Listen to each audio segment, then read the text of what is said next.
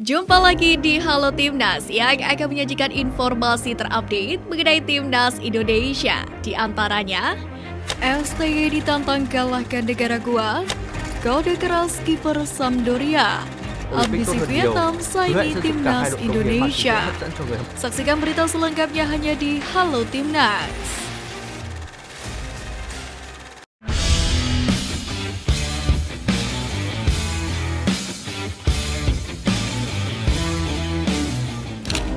Seperti yang kita ketahui bahwa PSSI menyediakan 60.000 tiket pertandingan Timnas Indonesia versus juara Piala Dunia 2022 Argentina.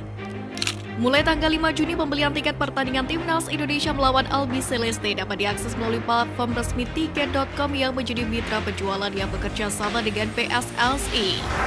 Sintayong mendapatkan target berat di Piala Asia 2023 karena harus mengalahkan negara-negara hebat. Setidaknya ada 2 negara yang wajib dikalahkan oleh Sintayong di babak grup Piala Asia 2023 kali ini, yakni Vietnam dan Irak. Jika Sintayong bisa mengalahkan keduanya, maka target lolos ke babak berikutnya bisa dicapai. Sebagai kontesan dengan peringkat paling rendah, memang pasukan Sintayong dipandang sebagai klub underdog dan bahkan ditarget negara lain untuk menjadi lumbung gol. Meski demikian, Sintayong dipastikan akan memainkan strategi yang tepat untuk mencuri poin lawan Jepang dan mengalahkan 2 negara lainnya.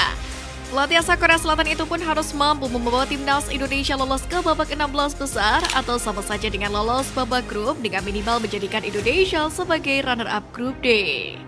Pelatih Timnas Indonesia U23 Indra Syafri memantau dan bertemu gelandang Indonesia yang bermain di Qatar, Ahmad Al-Khawailid Mustafa. Pertemuan Indra Syafri dengan pemain itu pun terungkap dalam postingan gelandang 23 tahun tersebut melalui akun Instagram. Khawailid juga bertemu dengan gelandang Fahri Agri yang juga bermain di Liga Qatar. Ahmad Al-Khawailid Mustafa sendiri adalah gelandang kelahiran Lok Sumawe Aceh 29 Januari 2000. Karir sepak bola Khawailid dimulai bersama Al Duhail, kemudian sejak 2020 Khawailid direkrut oleh Qatar SC dan bermain di Qatar Stars League yang merupakan liga kasta tertinggi di Qatar. Tim Harimau Malaya sudah mempersiapkan lawan untuk FIFA Matchday Juni mendatang, yakni melawan Kepulauan Solomon dan Papua Nugini. Hal tersebut menjadi sorotan karena Timnas Indonesia sendiri memilih lawan yang cukup berat. Terkait masalah ini, Datuk Hamidin pun menjelaskan bahwa mereka cukup kesulitan untuk mencari lawan bagi Timnas Malaysia. Apalagi Yaman yang jadi calon lawan mereka pun akhirnya mengundurkan diri. Meski begitu, Hamidin menegaskan jika Malaysia sudah mempersiapkan lawan tangguh untuk FIFA Matchday selanjutnya. Bahkan tim Harimau Malaya rencananya akan menghadapi Timnas Arab Saudi. Arab Saudi sendiri saat ini merupakan salah satu tim kuat di kancah Asia. Mereka saat ini ada di peringkat ke-54 FIFA dan ada di peringkat 5 tim terkuat Asia.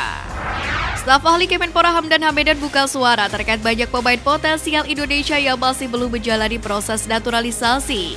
Seperti Jordi Werman dari ADO Den Haag, Jay Itzes dari Go Ahead Eagles, dan Ragnar Oratmangun dari FC Groningen. Dia menyadari bahwa 3 pemain tersebut memiliki kualitas. Selain itu, pemain keturunan adalah aset bangsa dan sangat membantu bagi Timnas Indonesia. Hamdan pun menambahkan bahwa untuk menjalani naturalisasi memerlukan rekomendasi dari PSSI, dalam hal ini pelatih Sintayong, agar timnya bisa bergerak untuk melanjutkan proses tersebut. Baru nantinya Hamdan dan timnya akan mengurus proses naturalisasi seperti yang sudah dilakukan sebelumnya. Emil Audero Mulyadi sudah berulang kali dikaitkan agar dinaturalisasi demi membela Timnas Indonesia. Sebab kiper kelahiran Mataram ini memiliki kualitas mentereng. Emil pun baru-baru ini ketahuan mengikuti akun Instagram Ketum PSSI Erick Thohir. Hal ini pun menimbulkan kode apakah dirinya ingin membela Timnas Indonesia. Di sisi lain, Erick Thohir sendiri sebelumnya memang mengatakan bahwa PSSI bersama Sintayong sedang memantau pemain keturunan berkualitas grade A. Profil Emil Audero pun juga cocok dengan ini. Memang PSSI masih terbuka kemungkinan untuk menambah jumlah pemain naturalisasi. Dalam hal ini, potensi naturalisasi juga menyasar posisi penjaga gawang Timnas Indonesia. Nama Cyrus Margono pun jadi pemain terbaru yang sudah dalam tahap penjajakan menuju proses naturalisasi itu. Cyrus sendiri saat ini tampil di klub elit Liga Yunani yaitu Panathinaikos. Statusnya tersebut membuat para penjaga gawang yang jadi langganan starter sebagai penjaga gawang klub-klub Liga 1 waspada. Apalagi Sintayong juga kerap merotasi nama-nama penjaga gawang di setiap FIFA Matchday. Meski begitu, adanya pemain naturalisasi tidak menciutkan nyali Hernando Ari, di mana penjaga gawang asal Semarang itu mengaku sudah siap untuk bersaing tempat utama di pos kiper Timnas Indonesia. Sementara di FIFA Matchday Juni ini sendiri, Hernando Ari bakal bersaing dengan Syahrul Trisna dan Reza Arya Pratama. TC Timnas Indonesia dilaksanakan di kota Surabaya pada 5 Juni ini. Meski demikian, Hernando Ari mengaku bakal absen di hari pertama TC Timnas Indonesia. Pasalnya penjaga gawang asal Semarang tersebut mendapatkan undangan dari Presiden Republik Indonesia Joko Widodo. Hernando diundang bersama seluruh skuad Timnas U22 Indonesia yang berhasil memenangkan medali emas SEA Games kemarin, yang mana acara tersebut bakal dilaksanakan tepat pada tanggal 5 Juni. Lebih dari itu, Hernando pun juga yakin untuk mendapatkan dispensasi dari pelatih klub Persebaya Surabaya, Aji Santoso, untuk ikut TC Club. Timnas Indonesia akan menjalani pemusatan latihan di Surabaya mulai Senin mendatang. Namun bek andalan Timnas Indonesia Jordi Amat bakal terlambat bergabung pemusatan latihan Timnas Indonesia untuk FIFA Matchday Juni ini. Pasalnya klub yang menaungi sang pemain Johor Darul Takzim masih akan bertanding di laga lanjutan Liga Malaysia 2023. Menjadi pemain andalan di lini belakang Johor Darul Takzim, Jordi Amat perlu membela klubnya terlebih dahulu sebelum akhirnya bergabung ke Timnas Indonesia. Jordi Amat pun menjelaskan ia baru akan bergabung pada 12 Juni. Asnawi Mangkualam sudah cukup lama berkarir di Korea Selatan, di mana musim ini merupakan musim ketiga pemain itu merumput di negeri gingseng. Saat ini Asnawi sendiri berseragam Jeonnam Dragons di K-League 2 atau kompetisi kasta kedua Liga Korea Selatan. Bek kanan Timnas Indonesia ini pun lantas menyebut bahwa kompetisi di tanah air tertinggal dengan Korea Selatan. Salah satunya soal kompetisi berjenjang. Selain itu, Asnawi menerangkan tata kelola sepak bola Indonesia harus ditingkatkan lagi.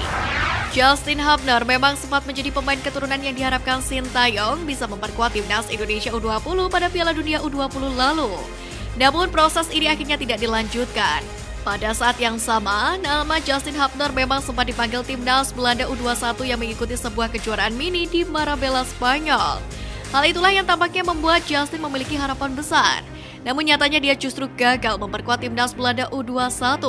Yang terbaru, bek berusia 19 tahun ini tak muncul dalam daftar pemanggilan pemain untuk menghadapi Euro U21 2023 di Rumania dan Georgia. Akibat hal ini, Justin Hubner pun sempat membuat instastory di akun Instagramnya. Dia mengunggah fotonya menggunakan jersey Timnas Indonesia dalam sebuah pertandingan uji coba.